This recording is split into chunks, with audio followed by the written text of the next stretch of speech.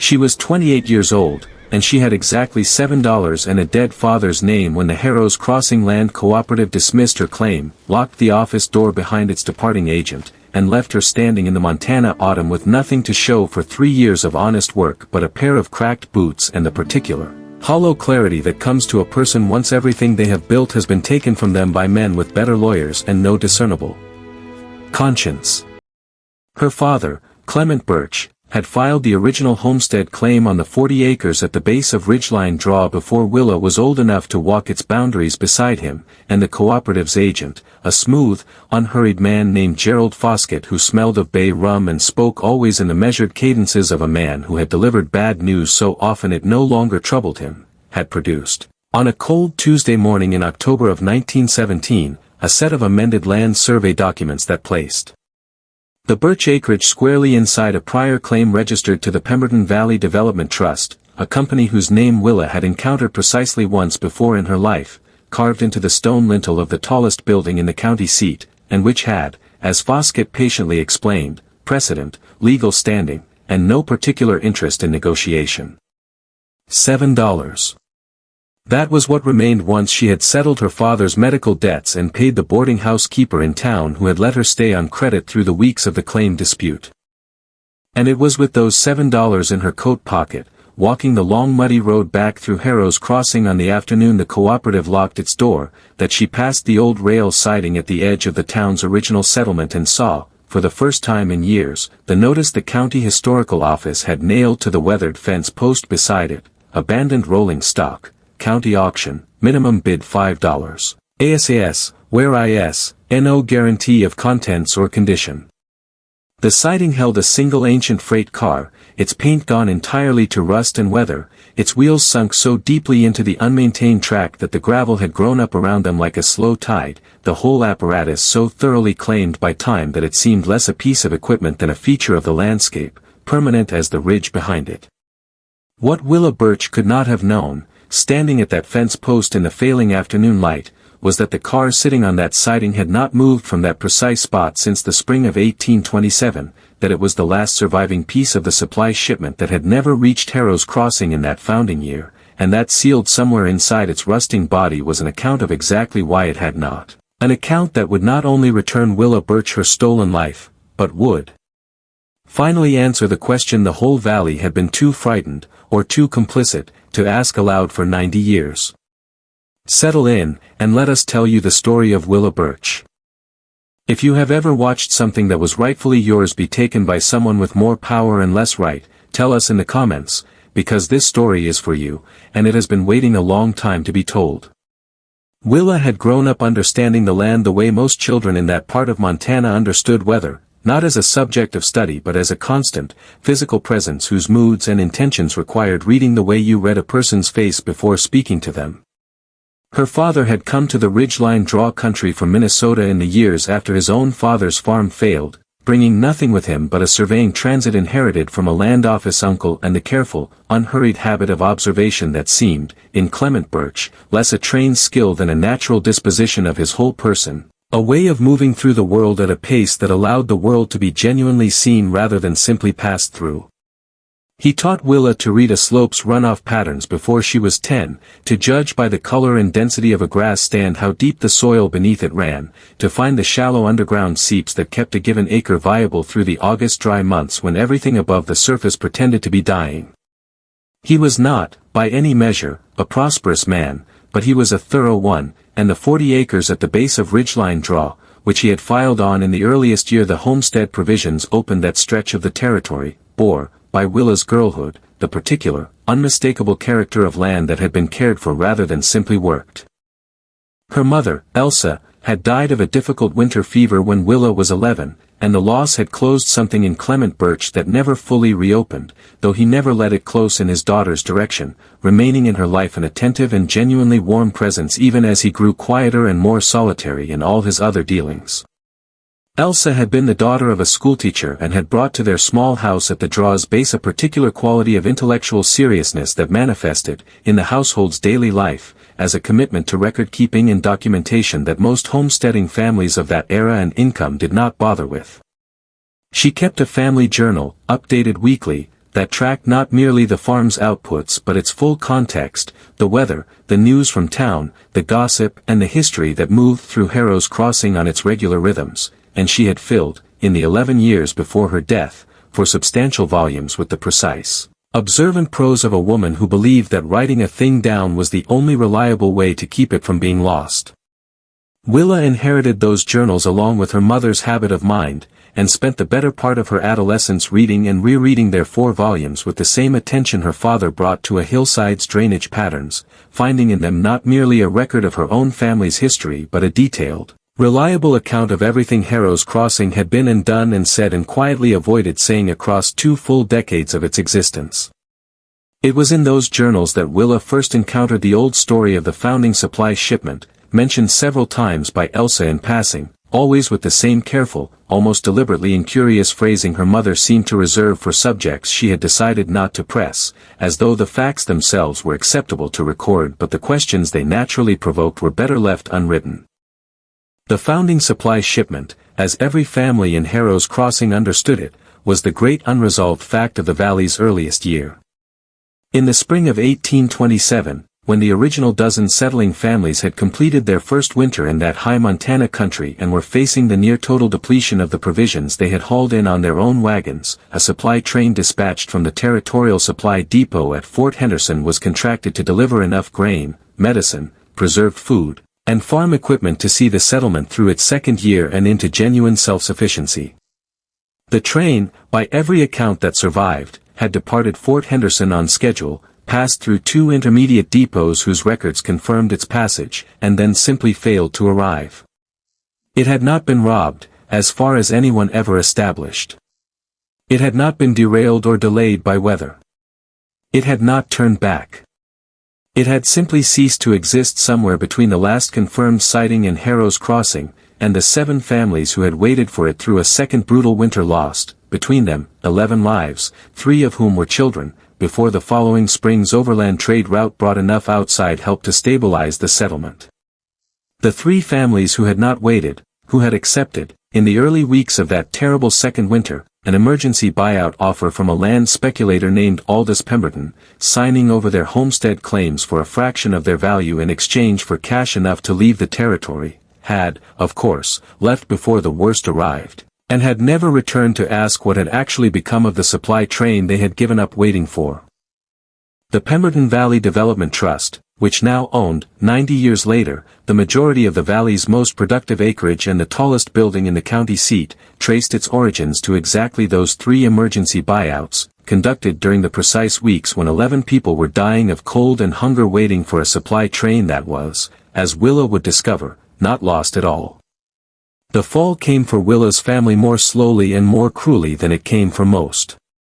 Clement Burch had developed, in his 63rd year, a progressive weakness of the lungs that the county doctor described in terms designed to communicate gravity without offering anything useful, and the medical costs of that final 18 months had consumed, piece by piece, the modest savings he had built across 4 decades of careful, patient farming. He had not told Willa how far the debts had reached, partly from a father's ordinary protective instinct and partly from his own stubborn conviction that he would recover well enough to address them before they became her problem, a conviction the fever that took him in March of 1917 did not give him the chance to either fulfill or abandon. Willa had arrived at the farm from her teaching position in the next county. She had been a schoolteacher for 4 years, a position she had secured on the strength of her mother's books and her own evident competence, and from which she had been sending home what she could spare each month, to find her father already too weak to sit upright, and had stayed through the remaining 3 weeks of his life, holding his hand across the distance that opens between the living and the dying before. The dying have quite finished, understanding gradually and then all at once how much he had not said. The debt itself she could have managed, given time. What she could not manage was Gerald Foskett, who arrived at the farmhouse door 6 weeks after the funeral with his bay rum smell and his amended survey documents and his patient, merciless explanation of prior claims and legal precedent, and who had left that door, 2 hours later, with everything Clement Burch had spent 40 years building signed over to the Pemberton Valley Development Trust, with Willa's own signature on the transfer documents, applied under the legal reality that a dead man's debts had to be settled by an estate with nothing left to settle them with except the land itself. She had fought it as far as she could fight it without a lawyer and without money, and had discovered, in the process, what most people without lawyers or money eventually discover, that the law, in its practical application, tends to find in favor of the party that can afford to pursue it longest. By October she was in Harrow's Crossing with $7 and her mother's 4 journals and the particular, banked fury of a woman who has watched a wrong be committed slowly enough, and politely enough, that no single moment of it offered a clear target for her anger. She paid $5 for the abandoned freight car on a Wednesday morning, in a county auction attended by 3 scrap dealers from the next county over and a handful of curious locals who had nothing better to do than watch the historical office dispose of things it had no particular use for. The county clerk processed the transaction with the slightly puzzled expression of someone who had expected the minimum bid to go unchallenged, handed Willa a transfer document of ownership she was fairly certain neither party fully understood the legal implications of, and gave her, as an afterthought, a rusted iron key that had apparently been kept in the historical office's filing cabinet since before anyone currently employed there had started working. The key was large and old, the kind made before precision manufacturing made such things redundant, and it fit, as Willa discovered that same afternoon, a lock mechanism on the freight car's side access door that had been so thoroughly sealed by rust and time that the key itself was almost beside the point. She spent the remainder of that Wednesday working the door's hinges with a small quantity of machine oil borrowed from the hardware store owner, whose curiosity had gotten the better of him enough to follow her to the siding and watch, and when the door finally gave way with a groan that seemed, in the quiet of that autumn afternoon, to belong to a much larger event than a rusted hinge releasing, the air that came out carried the particular smell of enclosed, undisturbed space, dusty and cold. And faintly mineral, the smell of a room that has been keeping its own counsel for a very long time. The car's interior was darker than she had expected, the original ventilation slats long since warped shut by decades of moisture and re-drying, and she spent several minutes simply allowing her eyes to adjust before she moved further inside. What the dim light eventually resolved into was not, as she had vaguely expected, the decayed remnants of whatever cargo the car might once have carried, but rather a space that appeared, at first astonishing glance, to be largely intact. The supply crates, stacked along both interior walls in the methodical arrangement of a careful loading crew, had not rotted through but had dried, their pine boards gone almost as hard as iron across 9 decades of sealed, lightless preservation, and though several had warped and split at their joints, the majority held their shape well enough that their stenciled markings were still legible: grain, seed corn, medicinal stores, tool implements, the full manifest of a settlement supply run. Assembled and loaded and then, for reasons that the car's presence on this siding represented in its most essential form, never delivered. She stood in the middle of that car for a long time before she moved again, understanding that she was standing inside a 90-year-old question, and that the question had a specific shape, and that somewhere in the car around her there might be something that gave it a specific answer. She found it not in the cargo but beneath it, or more precisely, beneath the false floor panel that she identified on her 3rd morning of careful examination, working her way along the car's interior boards the way her father had taught her to work a hillside, slowly and without predetermined conclusions, following what the surface itself suggested rather than what she expected to find. The panel was not hidden in any dramatic sense, being simply a section of flooring that had been refitted more recently than the rest, its boards slightly newer and its joining slightly tighter, the kind of careful carpentry that a person might do in the dark, alone, with the particular deliberate attention of someone whose purpose required that the work not draw attention. The panel was not hidden in any dramatic sense, being simply a section of flooring that had been refitted more recently than the rest, its boards slightly newer and its joining slightly tighter, the kind of careful carpentry that a person might do in the dark, alone, with the particular deliberate attention of someone whose purpose required that the work not draw attention. The panel lifted with a prying bar and revealed a shallow cavity approximately the size of a traveling trunk, dry and entirely sealed from the car's interior air, containing 2 objects, a canvas-wrapped bundle of papers, and a small iron strongbox that rattled, when she lifted it, with the unmistakable sound of coin.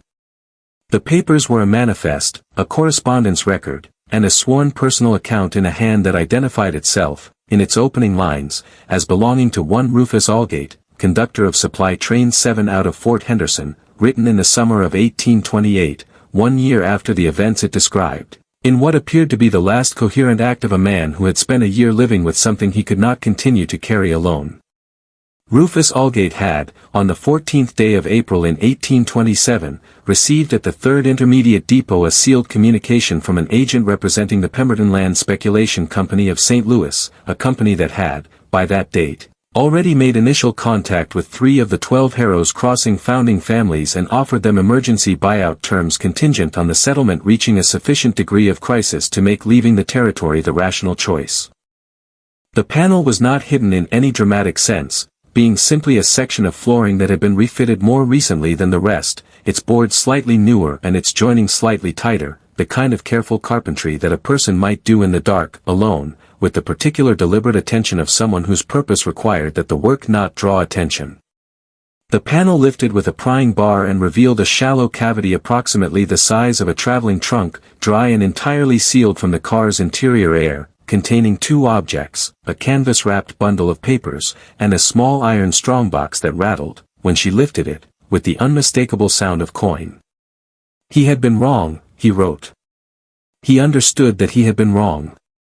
And the money in the strongbox, which represented the entirety of the payment he had received and had never spent, was intended by him for the surviving families of the people who had died in the winter of 1827, if anyone ever found the account he was leaving in the only place he could think to put it, which was the car itself, returned now to its original routing and parked on the Harrows Crossing siding where it should have arrived 90 years ago, because Rufus Aldgate had concluded, after a year of living with his choice, that the only honest act remaining to him was to bring the train to where it had always been supposed to go, and leave the truth where the truth belonged. The Pemberton Valley Development Trust's managing director in 1917 was a third-generation man named Harlan Pemberton, who wore good suits and spoke in the same measured cadences as Gerald Foskett, and who arrived at the boarding house where Willa had taken a room on the Thursday after she found Aldgate's account, carrying an offer so precisely calibrated to her circumstances that she understood, listening to it, that word of her discovery had reached him faster than she had thought possible in a town she had assumed was largely indifferent to her. The offer was money, enough money to settle her father's debts and purchase a modest piece of land elsewhere in the county, in exchange for the freight car, its contents, and whatever documents it might contain, framed as a fair and generous resolution to an unfortunate situation. Willa listened to the entire offer without interrupting, which was a habit she had developed in 4 years of teaching children who needed to be heard before they could be corrected, and when Harlan Pemberton had finished, she told him, in a voice she kept entirely level, that she would need to consult with some people before making any decisions, and that she would be in touch. He left without having obtained what he came for, which told her that he was accustomed to getting what he wanted but had not yet decided how hard to press for it, a distinction that gave her perhaps a week before the calibration changed. She spent that week doing 2 things. The first was making copies of Rufus Aldgate's account and the original Pemberton Company communication in the careful, legible hand her mother's journals had trained her to produce, distributing those copies to 3 separate trusted locations in town, one of which was the post office drawer of her mother's second cousin in Billings, whom she had never met but whose address existed in Elsa Burch's meticulous correspondence files. The second was visiting, one by one, the 6 families in Harrows Crossing whose surnames she recognized from her mother's journals as belonging to the founding settlement, the families who had stayed through the winter of 1827 and survived it, whose grandchildren and great-grandchildren still farmed the valley's less desirable parcels while the Pemberton Trust's holdings covered the best acreage from ridge to ridge. She visited each family quietly, in the evenings, sitting at kitchen tables while children were put to bed, and she read them Rufus Aldgate's account in the same steady voice she used for reading aloud to her schoolroom, and she watched their faces, one after another, move through the particular sequence of expressions that follows when a person finally receives the explanation for a grief they have always known was larger than the shape it had been given. The county council met in the first week of November, and Willa had, by then, secured 2 things she had not had in October, a lawyer, who had agreed to take her case on the evidence of Aldgate's original documentation and the Pemberton Company correspondence, and the signed, witness testimony of 6 Harrows Crossing families who were prepared to state, on the public record, what the winter of 1827 had cost them and what 90 years of inadequate land had cost the generations that followed. Harlan Pemberton had, in the intervening weeks, made 2 further approaches, each one somewhat less measured than the last, and had arranged, through his family standing on the county council, a preliminary session designed to dismiss Willa's claim on procedural grounds before it could reach a proper hearing. What he had not arranged for, because he had not been told about it, was the Billings cousin, who had opened the envelope from the post office drawer and passed its contents to a newspaper correspondent she happened to know, and who had, by the evening before the council session, caused those contents to appear in summary form on the front page of the Billings Gazette under a headline that made Gerald Foskett's measured cadences, when Willa overheard him reading it aloud in the hardware store, sound for the first time like something other than calm. The council session lasted 4 hours, and Harlan Pemberton spoke for a considerable portion of it, and the lawyer Willa had retained spoke for a smaller but more effective portion, and at its end the council voted to refer the matter to the Territorial Land Commissioner, who arrived from Helena 3 weeks later and spent 5 days in Harrow's Crossing reading documents and interviewing witnesses and walking, on one memorable afternoon, the interior of the freight car himself, emerging from it with an expression that suggested the walk had cost him something. The Commissioner's findings, delivered in December, established that the Pemberton Valley Development Trust's founding land acquisitions had been conducted under conditions of deliberate, documented fraud, and that the 3 original homestead claims acquired in the winter of 1827 were subject to legal review and potential restitution to demonstrable heirs. It did not return the land immediately, because the law moved at the law's own pace and Harlan Pemberton still had lawyers of his own, but it placed every Pemberton Trust land transaction in the valley under formal scrutiny, and the scrutiny, once begun, found what scrutiny generally finds when applied to a foundation that has never been properly examined. Willa did not receive her father's 40 acres back in that first year, though she received them eventually, in a settlement 2 years later that also included a formal acknowledgment, entered into the territorial record, of the role the Pemberton Land Speculation Company had played in the deaths of 11 people in the winter of 1827. What she received in that first December, from the strongbox Rufus Allgate had sealed in the freight car's floor in 1828, was the conductor's unspent payment, which the Commissioner ruled belonged by right to the descendants of the families who had died in the winter it was meant to prevent, and which was divided, in the spring of 1918, among those families in a ceremony held beside the freight car itself, still sitting on its Harrow's Crossing siding, which Willa had by then arranged to have formally preserved as a county historical monument rather than scrapped, because some things, she had come to understand, needed to remain visible rather than resolved into the cleaner absence of a thing that has been removed. We want to come back, at the end of every story, to the beginning, because that is where the truth of what a person has done is most clearly visible, not in the courtroom or the newspaper or the land commissioner's formal findings, but on the road where it started, on an autumn afternoon in October, with $7 and a rusted key and a freight car that had been sitting on the same siding for 90 years waiting for someone to finally look inside it.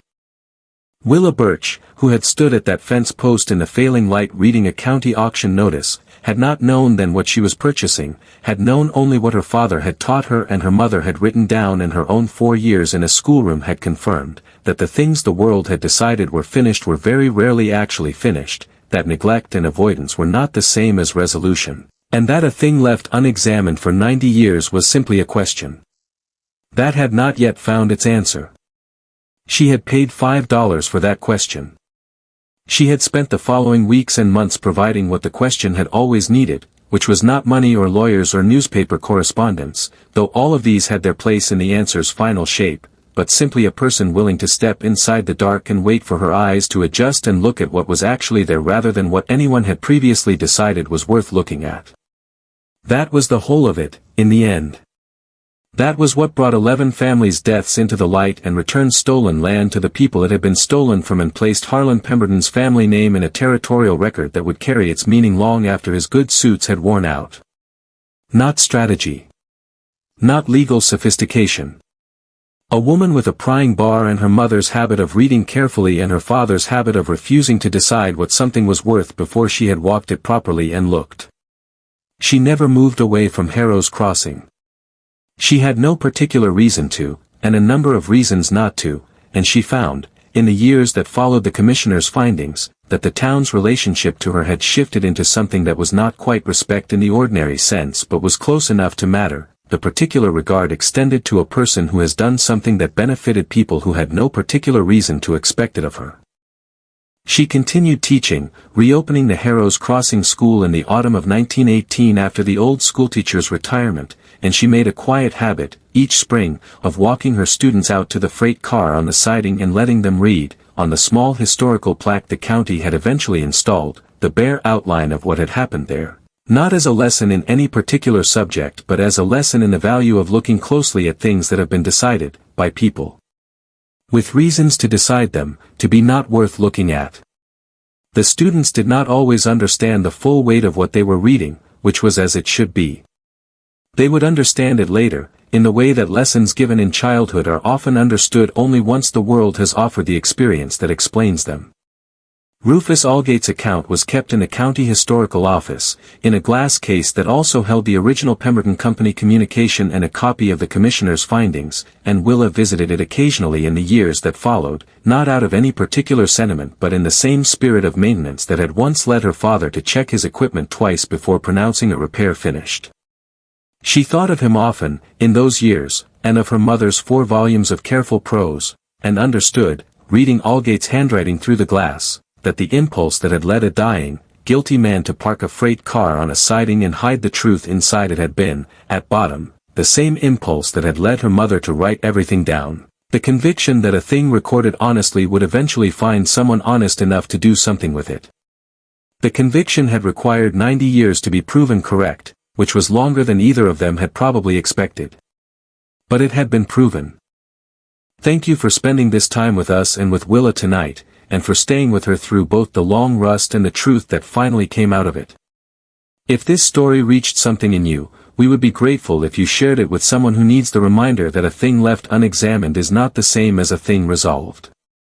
And we would love to know, what is a time in your own life when you found something of real value inside something everyone else had already decided was finished? Tell us in the comments below. We read every single one, and we mean that. Until next time, stay close.